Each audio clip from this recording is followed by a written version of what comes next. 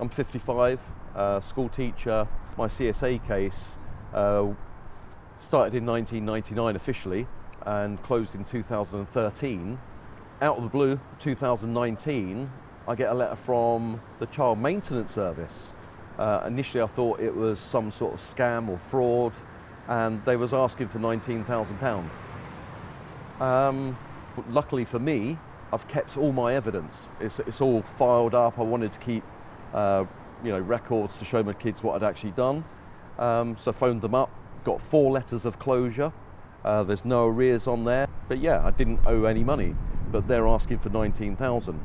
The problem is the new CMS don't have access to the old CSA document. It's all been destroyed. I've since found out it's all been destroyed.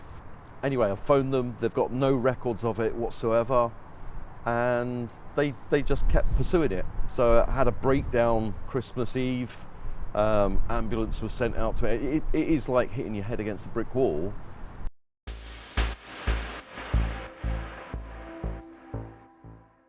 Had this phone call, which we've got 3 phone calls, and this lady actually said to me, they've done a housekeeping exercise to balance the books. It's not genuine debt. She actually specifically pinpointed one date in October 2005 where someone added £16,499 worth to my account. Yet, it never once showed any arrears, no enforcement action, nothing, right up, and the case closed in 2013. So there was nothing there at all. So I sent all that off in a letter. My caseworker phoned me back. He said, I've got to say your evidence is one of the best evidence letters I've seen in a long time. It's unarguable. So I'm thinking, great, that's the end of it. And instead of closing the case down, they put the money up to £19,269. So July 1st, 2020, I first attempted to take my life.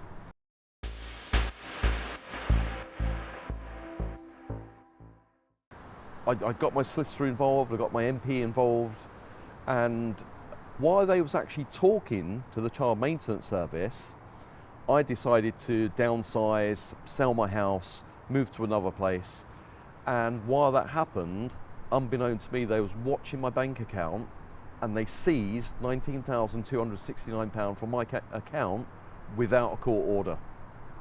Gone.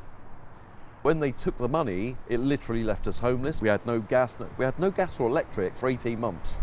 It was horrendous. Now, I didn't know anything about the legalities of it at the time, but you've got 21 days to make an appeal because error or not, your money's gone. That's it. Anyway, we got the appeal in. And by the February, the following years, they wanted a stay. And again, I didn't know what the legal term meant. They wanted to delay the court case for 3 months. I didn't want to do that because I've got all the evidence and they had nothing. I don't know how they can go after a case when there is no evidence. In fact, it was the lady from the CSA that told me they'd destroyed the records. I couldn't get my head around that. 6 weeks after they took the money, by the way, I reached out to my ex-partner, emailed, and the email that I got back was that she knew nothing about the £19,000 they'd taken or that she was ever going to receive it. So that's quite shocking. Where's the money gone?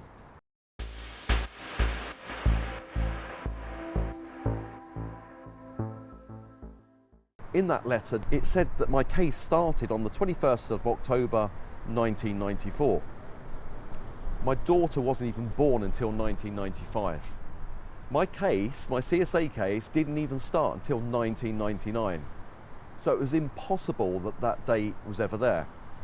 Also within that letter from Baroness Stedman Scott, it stated that she said that she'd been informed by her advisors that the CSA wrote to Mr. Hammond, myself, on the 18th of September 2002, informing me that I owed £16,120. I've got that very letter and it does not state any amount of arrears whatsoever.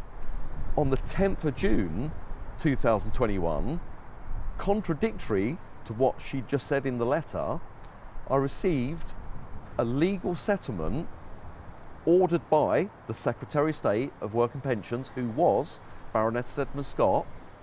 They proposed to give me all of my money back, £19,269, plus reasonable legal costs. And it said in the letter, our client is unable to ascertain why they made a substantial adjustment to your client's account.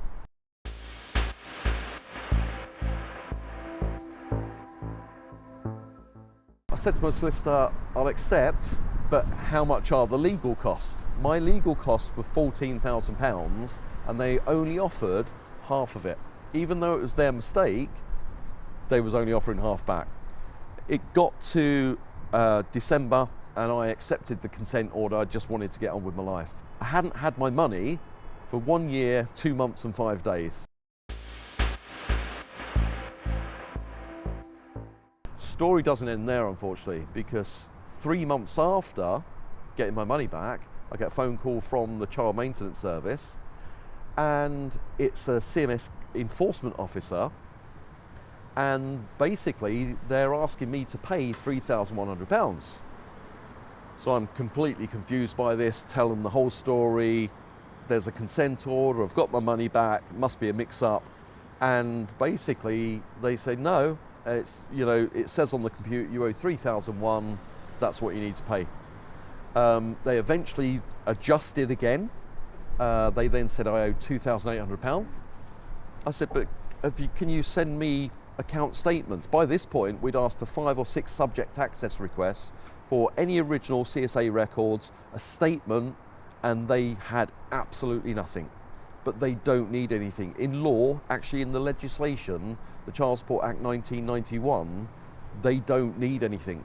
So for another 2 years, they kept chasing me and threatening me with bailiffs, with committal to prison, all sorts of things. It eventually went into court on the 3rd of September 2024.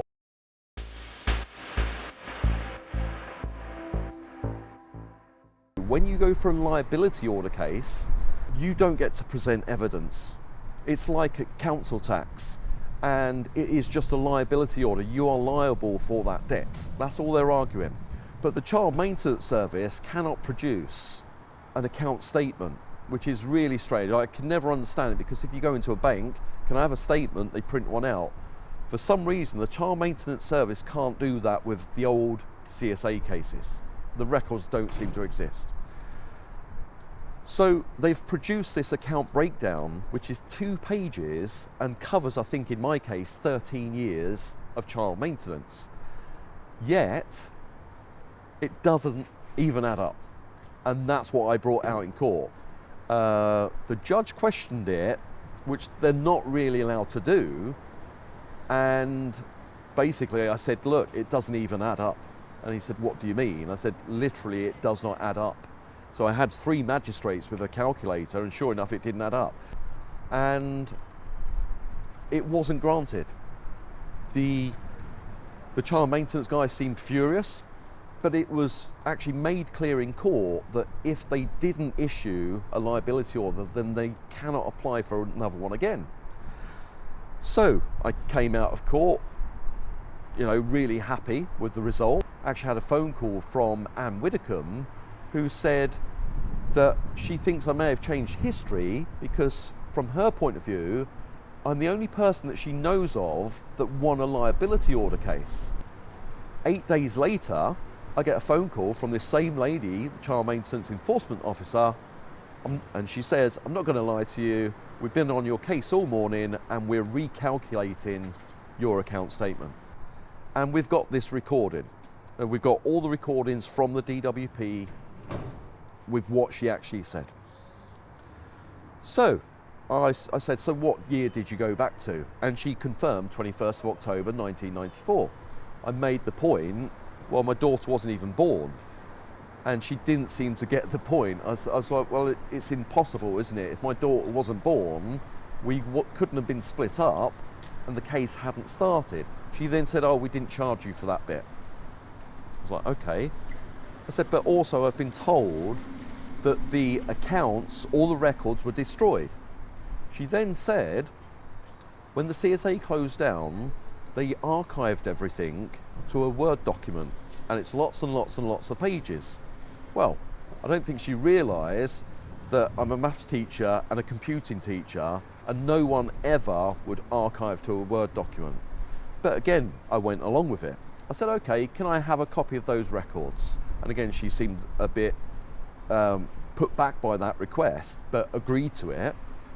I sent off for those records, and sure enough, they don't exist.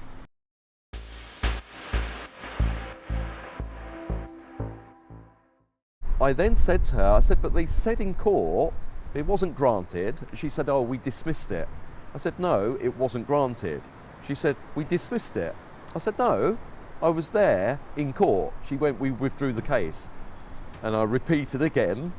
I said, no, it wasn't granted, and you cannot apply for another liability order again. And she said, yes, we can, providing the debt is different. So, they're creating that the debt is different. They are falsifying accounts. And we have the recording, because I sent off for it, where she is actually saying that. Again, hit another really low point, because here I am, I've won 2 court cases, and yet they're still trying to claim money which the court said is not owed.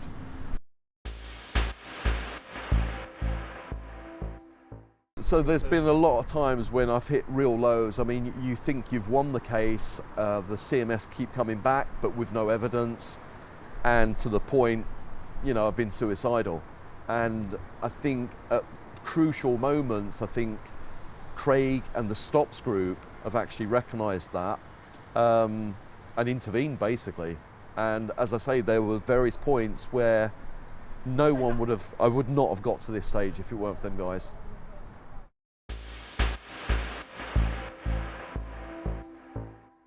So Craig Baldwin was here today for a declaration of incompatibility, basically saying that the law is wrong and we don't get a fair trial. Unfortunately, what happened was a technicality where they've just gone for a strikeout and thrown it out of court. So it didn't really even get to the nitty-gritty of the points, but the judge was more or less guiding him to say, you need to go for a judicial review if you think the law is wrong.